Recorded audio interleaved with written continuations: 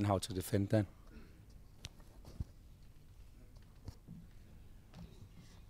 Right now, Europe is still the biggest market for H&M. It contributes for most of our sales. However, it is a mature market and growth is stagnating. As such, we propose that H&M also move on to these emerging markets while continuing to grow, although at a slower pace in Western Europe.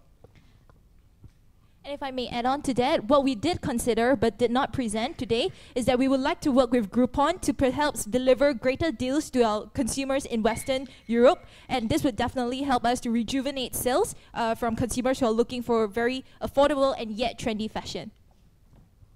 To elaborate on that, Groupon is actually a deal buying site that started in Chicago, the US, and now it has a global presence in 40 countries all over the world with 55 million subscribers. A lot of that is based in UK, Germany, but not so much in Scandinavian Europe. As such, I noticed that most of H&M may not be have not been entertaining the idea of working with Groupon. However, Groupon does have a higher return of investment, as users of Groupon who buy the coupon go straight to H&M for a purchase instead of as well as it being an advertising medium.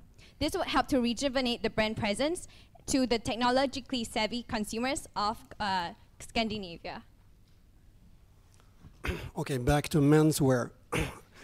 Again, have you been thinking of why we haven't focusing so much on that already?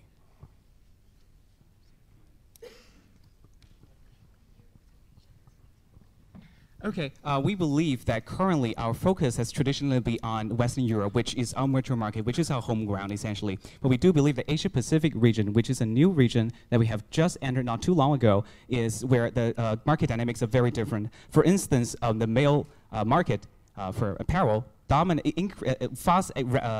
surpasses that of the female apparel market. And we believe that this new change in the market dynamics will be sufficient reason to justify an entry into a different segment. I'd like to turn to the online strategy. Your suggestion is a little different to what we saw in the earlier presentation, also to some other presentations we've seen today, in that you seem to not so much see it as a integrated service that makes more sales in the shops and just makes it a more integrated experience for the customer, but actually reaching areas where you wouldn't put shops, at least not for the foreseeable future. Is that correctly understood? And does that only apply in inner China, or is that something that can be expanded to other parts of the world where it would not be immediately relevant to put shops? And as a more quantified answer to that, how much do you think that could contribute to simply get customers that otherwise wouldn't be there because there is no H&M shop? Okay. We believe that currently, based on our estimates, based on our research, that China, as Timmy has stated previously, is geographically diverse in terms of the customer clusters. And since we want to grow aggressively to conquer this huge market, but we do not want to go into areas where we do not have the critical mass, that is the justification for having this online portal that reaches out to all these people across geographical boundaries in the most cost-efficient way. And we believe that if market research generates positive returns, and essentially this is a pilot testing program in China, and if it's successful, we can definitely replicate the success in other countries that's geographically diverse and with a lot of potential customers who are spread out in terms of geography. The My Wardrobe concept was something you promoted, and so do you see that as an H&M unique concept, that you would do this only for H&M items, and if so, how would you protect this idea, because right now it's out there?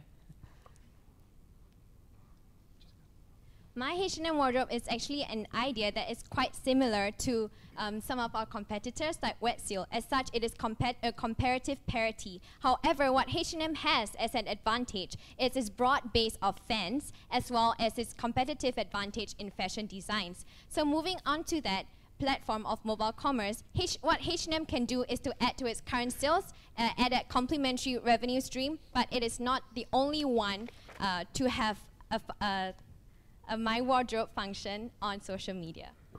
Perhaps I could just add on to that. My Wardrobe function allows you to take picture instantaneously and to mix and match with H&M items. And what is so special about us is that we don't just restrict your wardrobe to H&M items. We also include a vast array of maybe the red coat that the red dress that you're wearing right now, and perhaps you could integrate that even into that application, and that's how we're going to differentiate ourselves from competitors like Wetsuit, who only focus on their offerings. We believe that clustering will help us, and we want to definitely go in this direction. In one of the pages, you say that your strategy will break even 5 years from now. Two questions to this. A, how do you think the board of H&M will respond to a plan that first generates free cash flow in 2016? And B, did you consider any opportunities for changing the strategy so it will break even sooner than 5 years from now?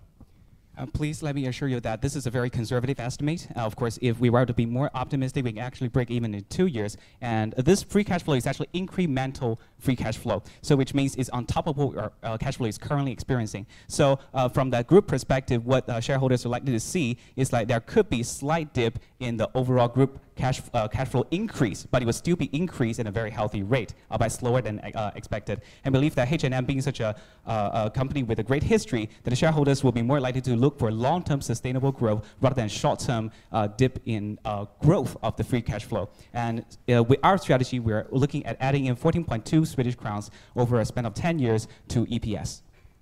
But if I sit in the management of H&M, what's the likelihood that I'm there in 5 years from now to get the reward, you think? Okay, so it's the short-term bonus thing. Thank you very much. I do Sorry, time's up. Thank you.